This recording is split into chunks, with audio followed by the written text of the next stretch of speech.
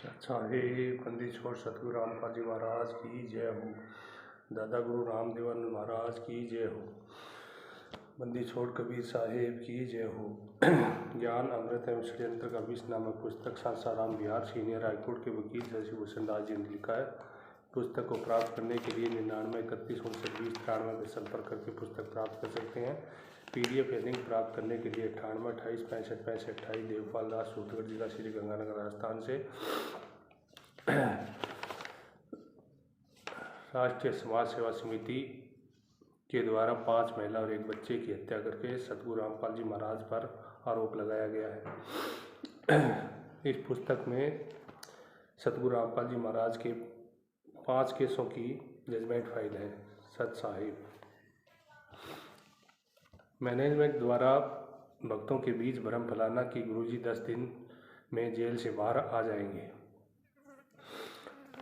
यही यहाँ पाठकगण को यह अभी बता देना उचित समझता हूँ कि इस केस में अर्थात 428/2014 में कुल अभियोजन पक्ष में लगभग 450 गवाहन है। आरोप गठित होने के बाद अभियोजन पक्ष का गवाह प्रस्तुत करने हेतु प्रोसीड किया गया एवं गवाही हेतु तिथि 5/9/2016 को निर्धारित किया गया। आज की तिथि मार्च 2023 तक करीब 8 वर्ष बीतने के बाद भी राजद्रोह वाले केस में कुल 450 गवाहों में से केवल 85 गवाहों की गवाही अभिलिखित की जा चुकी है। अब जरा अपने हृदय में सोचें कि 8 वर्षों में केवल 85 गवाहों की गवाही अभिलिखित की गई, फिर 450 गवाहों की गवाही कराने में कितना समय व्यतीत हो सकता है। और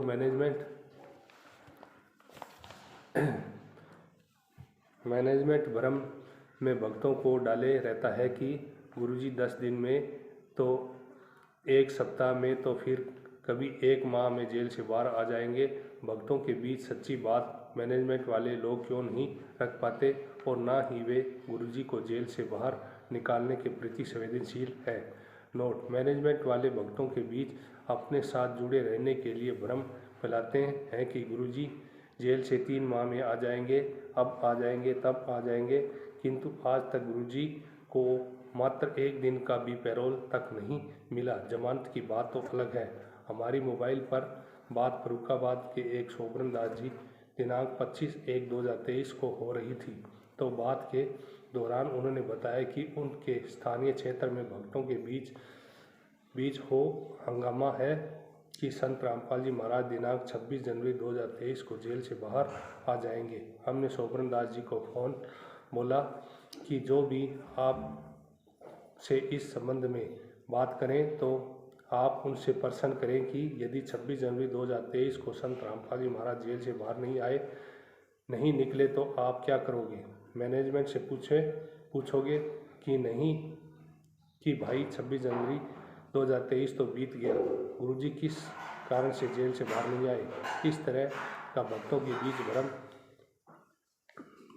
के बीच आप सभी झूठ के सारे भ्रम में क्यों डाले रहते हो। संत रामपाल जी महाराज का जमानत आवेदन मात्र एक दिखावा है।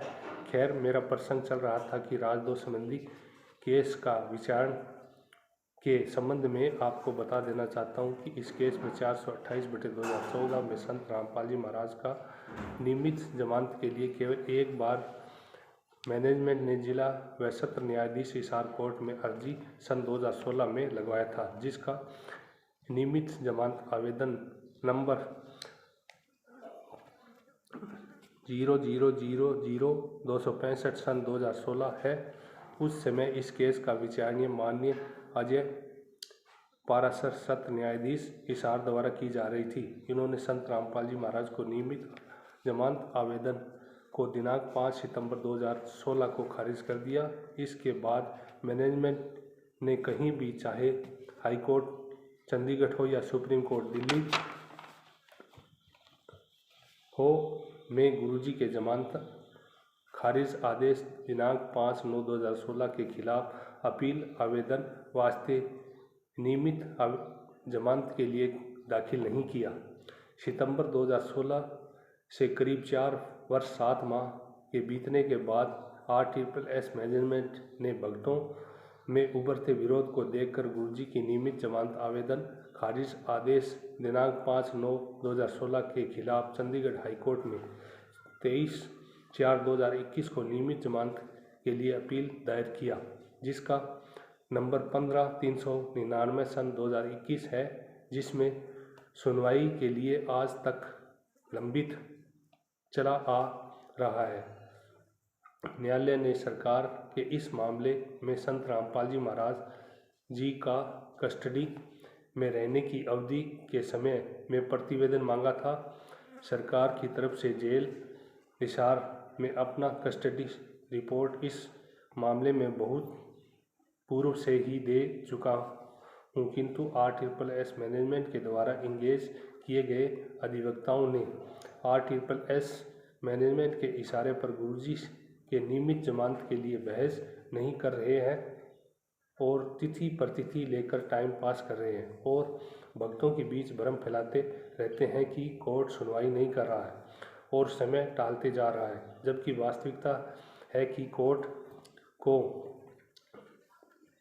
को नहीं टाल रहा, बल्कि खुद गुरुजी का अधिवक्ता RSSS मैनेजमेंट के इशारे पर समय टालते जा रहे हैं। आप सभी खुद अपनी नज़रों से ऑनलाइन प्रत्येक तिथियों का ऑर्डर शीट निकालकर पढ़कर सच्चाई को परख सकते हैं। वैसे एक दिनांक 16/1/2023 को प्रति मैं यहाँ आपको संतुष्टि के लिए रख रहा हूँ, क्योंकि सभी प्रतियों का आदेश इस किताब में रखना संभव नहीं है। CRMM 15/399/2021 में दिनांक 16/1/2023 का प्रति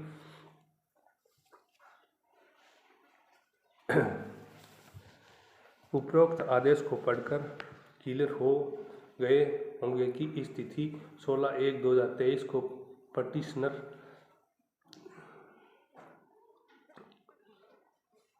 रामपाल जी के अधिवक्ता के प्रार्थना पर न्यायालय ने सुनवाई स्थगित किया। इसी तरह आप पिछले अनेकों तिथियों पर यही पाएंगे कि सदा गुरुजी के अधिवक्ताओं ने सुनवाई के लिए आगे की तिथि निर्धारित करने के लिए प्रार्थना करते हुए मिलेंगे और आगे जाकर गुरुजी के जमानत आवेदन को ही कहीं वापस विड्रॉ नहीं करा ले, ऐसा अंदेशा मुझे हो रहा है, क्योंकि मैनेजमेंट ने ऐसी बहुत से गुरुजी के केसों के संबंध में आवेदन किया और 1-2 साल तक तारीख खींचने के बाद बहस नहीं करके पेटिशन को वापस ले लिया।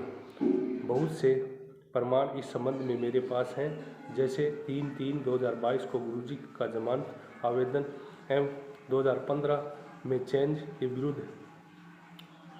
के विरुद्ध डिस्चार्ज हेतु अपील दायर की गई, जो 2 वर्ष तारीख खींचने के बाद बहस नहीं कर आवेदन को ही वापस विड्रॉ कर लिया गया। सन 2016 ईस्वी में माता इंद्रो के दाह संस्कार के लिए संत जी को जमानत नहीं मिलने का क्या था वजह, हम सभी जानते हैं कि संत रामपाल जी महाराज की माता इंद्रो देवी दिनांक 9/11/2016 को सोनीपत हॉस्पिटल में इलाज के दौरान अपनी अंतिम सांस ली। उनके मृत्यु के उपरांत संत रामपाल जी महाराज के तरफ से 11/11/2016 को मात्र 15 दिनों के लिए अंतिम जमानत स्वीकृत करने हेतु 173 केसों में FIR 428/2014, 429/2014, 430/2014 में आवेदन दाखिल किया। आवेदन का कथन था कि माता इंद्रो देवी की मृत्यु 9/11/2016 को होगी। उनका अंतिम संस्कार दिनांक 23/11/2016 को संपन्न होना निर्धारित है। प्रार्थी संत रामपाल जी महाराज उनका बड़ा बेटा, इसलिए संवेदना व्यक्त करने के लिए आने वाले व्यक्तियों को अटेंड करने एवं माता का अंतिम संस्कार करने के लिए घर पर प्रार्थी संत रामपाल जी की उपस्थिति जरूरी है। अतः 15 दिन के लिए अंतिम जमानत वारंट की जाए। इसके विपरीत में अभियोजन पक्ष ने कथन किया कि संत के विरुद्ध एलिगेशन है कि पुलिस जब सतलोक आश्रम में हाईकोर्ट चंडीगढ़ द्वारा जारी वारंट का निष्पादन करने हेतु पहुंची तो आश्रम के चारों ओर उनके फॉलोवर्स घेरे वारंट का निष्पादन करने नहीं देते थे। उनके फॉलोवर्स डीजल एवं पेट्रोल बम फेंक रहे थे। डीएम द्वारा जारी आदेश 144 सीआरपीसी का उल्लंघन करते हुए पुलिस एवं प्रशासनिक पदाधिकारी पर ईंट पत्थर फेंकने, हथियार से फायर करने लगे, जिसमें करीब 112 कर्मी एवं प्रशासनिक पद धारक जख्मी हो गए। जान की भी धमकी दे रहे थे। बाबा रामपाल जी एवं उनके फॉलोवर्स जबरदस्ती बच्चों एवं औरतों को उनके इच्छा के विपरीत आश्रम से बाहर नहीं जाने देते थे। पुलिस जांच के दौरान आश्रम से हथियार बरामद हुए। इस केस में लगभग कुल 137 भगोड़ा हैं। इन 37 लोगों ने एक संत रामपाल जी महाराज का पुत्र मनोज भी भगोड़ा है। अभियोजन पक्ष के वकील का कथन है कि शास्त्री नगर रोहतक एवं पैतृक घर धनाना जिला सोनीपत में बाबा रामपाल के दोनों जगह घर में ताला लगा है। इसके अलावा अभियोजन पक्ष ने चंडीगढ़ हाईकोर्ट को अवमानना केस 12/2014 में गुरुजी का जमानत के लिए दायर CRM 389 12/2014 में माननीय न्यायमूर्ति एवं जयपॉल एवं दर्शन सिंह की डिवीजन बेंच द्वारा पारित आदेश दिनांक 20/11/2014 को रिफरेंस नीचे दी जाती है। उपरोक्त तरह से चंडीगढ़ हाईकोर्ट ने दिनांक 20/11/2014 को आदेश पारित किया। इस आदेश का हिंदी रूपांतरण है कि न्यायालय इस बात को ध्यान में रखते हुए कि आरोपी रामपाल जी प्रोथा कांड में हत्या के मामले में आरोपी है और इस अदालत द्वारा जारी वारंट निष्पादन से बचने के लिए छुप रहा है तथा वीडियो कॉन्फ्रेंसिंग के माध्यम से भी ट्रायल कोर्ट में पेश नहीं हो रहा, भले ही वह ट्रायल विचारणीय में भाग लेने के लिए वीडियो कॉन्फ्रेंसिंग के माध्यम से उपस्थित हो, मगर वह अपने अनुयायियों शिष्यों को बड़ी संख्या में आने का आह्वान करके पूरे सिस्टम को आतंकित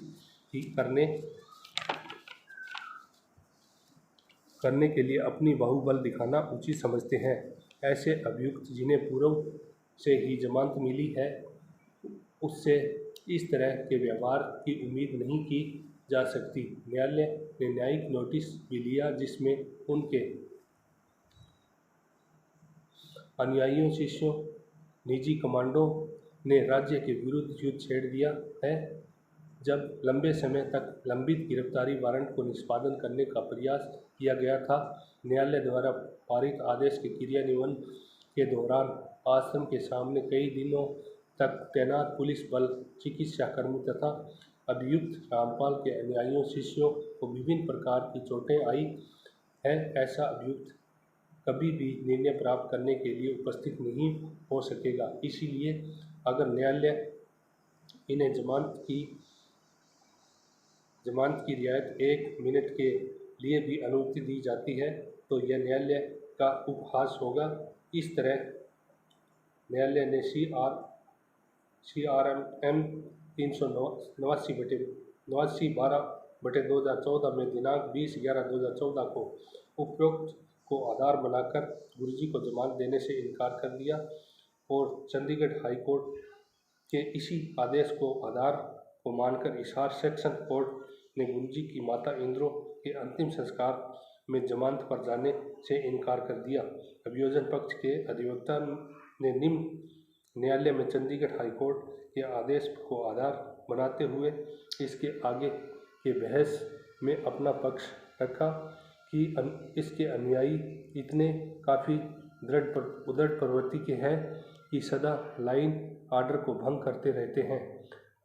प्रशासनिक व्यक्तियों के साथ आए दिन तिथियों पर हिसार में आकर हो हल्ला हंगामा करते रहते हैं, जिसके लाइव आर्डर को मेंटेन करने तथा न्यायिक कार्रवाई में बाधा पहुंचाते रहते हैं। इसके अनुयायियों के आचरण से हिसार थाना में अनेकों FIR दर्ज हुए हैं। ऐसा मामला करीब 10 की संख्या में, जिसमें आप आगे की तालिका में पढ़ेंगे।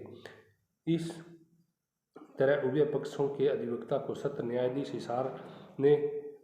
न्यायाधीश माननीय अजय पाराशर ने अपना मत व्यक्त करते हुए दिनांक 11/11/2016 को गुरुजी का अंतिम जमानत आवेदन खारिज करने का आदेश पारित किया। इसका मत है कि अदालत आवेदक रामपाल की मां का अंतिम संस्कार करने के खिलाफ नहीं है, लेकिन इस तथ्य के कारण कि संत रामपाल जी महाराज के अनुयायी शिष्य इतनी अधिक उदड़ प्रवृत्ति के हैं कि यह संत रामपाल जी महाराज की जमानत अनुरोध स्वीकार कर ली जाए तो कानून एवं व्यवस्था के समक्ष बड़ी समस्या उत्पन्न हो जाएगी। निर्दोष व्यक्तियों के जान माल का नुकसान हो सकता है। रामपाल जी महाराज को जमानत पर जेल से बाहर आने में उत्पन्न होने वाली अस्थिरता की स्थिति को नियंत्रण नहीं कर पाएंगे तथा उनके अनुयायी कुल प्रोसीडिंग को हाईजैक कर लेंगे। इस परिस्थिति में न केवल आम आदमी के जीवन और संपत्ति के साथ खिलवाड़ होगा, बल्कि प्रशासन को भी फिर से गंभीर प्रकृति के मामले में केस दर्ज करने का कारण बनने पड़ेंगे। ऐसा देखा जाता है कि जिस रोज़ न्यायालय में तारीख निर्धारित रहती है, उसी रोज़ हिसार में लाखों भक्त आकर कानून एवं व्यवस्था को तोड़ते हैं, प्रशासन के साथ एक एक दो दो हाथ करते हैं, न्यायिक कार्रवाई में बाधा पहुंचाते हैं। इस संदर्भ में हिसार सिविल लाइन थाना एवं हिसार सदर में अनेकों मुकदमे दर्ज हुए।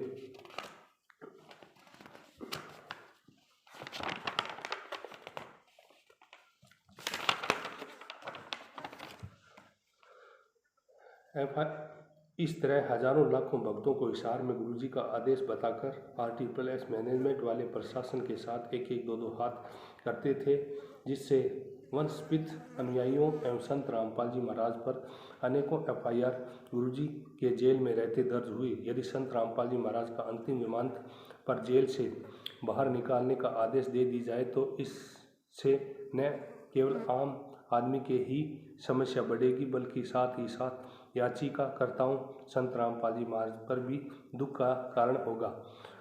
कई गंभीर मुकदमे में पुनः फंस जाएंगे। एक तो पूर्व से ही ऐसे गंभीर मुकदमों को संत रामपाल जी महाराज द्वारा सामना किया जा रहा है। ऐसे ही अनेक शिष्यों के अड़ियल रवैये के कारण करोथा कांड में संत रामपाल जी महाराज को दी गई जमानत का रियायत भी वापस ले ली गई।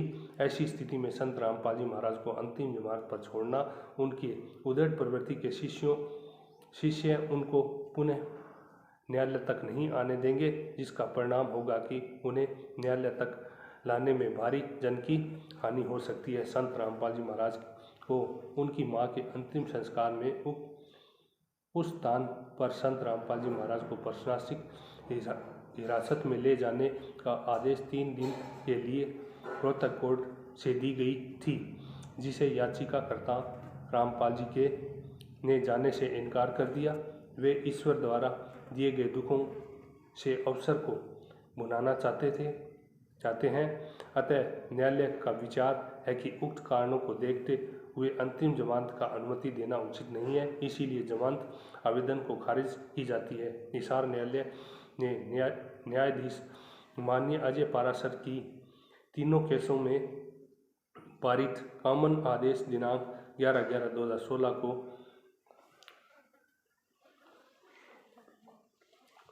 विचार करने का विषय। लेखक आप भगत समाज जो विशेषकर संत रामपाल जी महाराज का शिष्य है, उनसे कहूँगा कि आप अपने हृदय में विचार करो कि आखिर संत रामपाल जी महाराज को न्यायालय में जमानत नहीं मिलने का क्या कारण है, क्यों नहीं जमानत मिली, कौन इसका जिम्मेदार है। इन बिंदुओं पर आपको विचार नहीं किया जाना चाहिए, इसका जिम्मेवार तो हम सभी हैं। कारण तो संत रामपाल जी महाराज के एक भी वाणी या वचन को नहीं मानकर RTSS मैनेजमेंट के बहकावे में आकर उनके आदेशों निर्देशों को अपनाकर संत रामपाल जी महाराज के विपरीत उन्नाव के षड्यंत्रकारियों का साथ देते हैं और आज भी उन झूठे निकम्मों एवं माया के पुजारियों का साथ देते आ रहे हैं। संत रामपाल महाराज ने कभी भी हिसार कोर्ट या रोहतक कोर्ट में पेशी तिथि पर किसी भी को नहीं बुलाया और कोई कमांडो नहीं रखे। बरवाला कांड में किसी भी स्त्री तथा बच्चों को ढाल नहीं बनाया।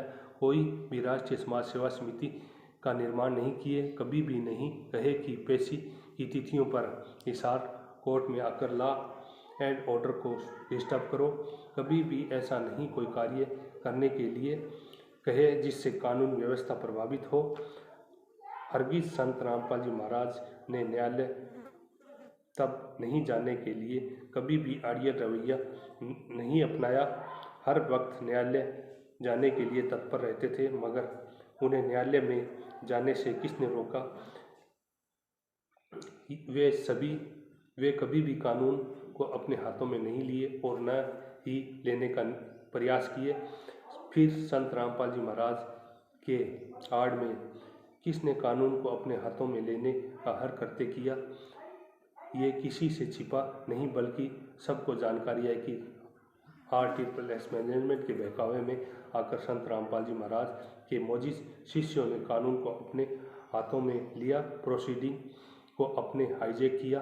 RSS मैनेजमेंट के कहने से ही हिसार एवं रोहतक पेशी की तिथियों पर जाकर हुड़दंग मचाते थे। गुरुजी के अनेकों केस लगवाते थे। उक्त सारे कृत्य गुरुजी के विपरीत उनके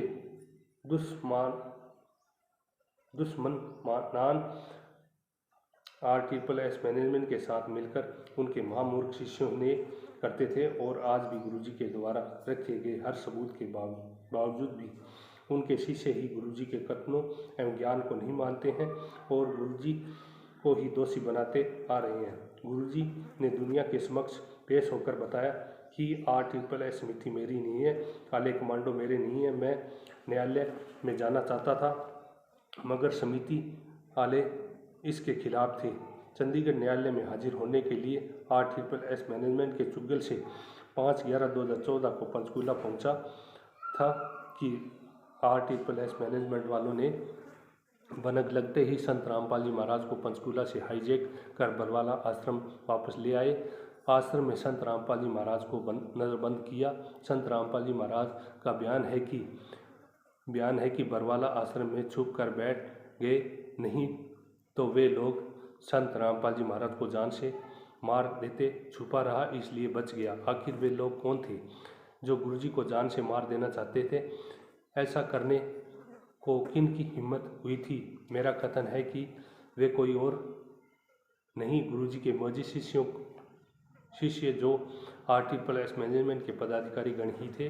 प्रमाण में आप सभी लोग बरवाला कांड को देखा होगा कि कैसे प्रशासन के साथ गुरुजी के मौजी शिष्य RSS मैनेजमेंट ने लोहा लिए हुए था। उपरोक्त घटनाओं पर विचार करने से साफ जाहिर होता है कि संत रामपाल जी महाराज का जमानत नहीं होने से सबसे बड़ी बाधा RSS मैनेजमेंट है, उसके साथ लगे मूर्खों का टोल है, जो अपने को तो संत रामपाल जी महाराज का शिष्य बताते हैं, मगर गुरुजी के मर्यादा के स्थान पर RSS मैनेजमेंट की सारी मर्यादाएं जी जान से निभाते हैं। इसका मतलब यही हुआ कि शादी किसी और से, पति कोई और, ऐसे को बदचलन की संज्ञा से नवाजी जाती है और ऐसी स्त्री का पति उसे त्यागने से ही अपनी भलाई समझता है। और आज संत रामपाल जी महाराज ने वही किया जो एक पति अपने बदचलन स्त्री का पति बने रहने से त्याग करता है। सत साहिब जय बंदी छोड़ सतगुरु रामपाल जी महाराज की जय हो।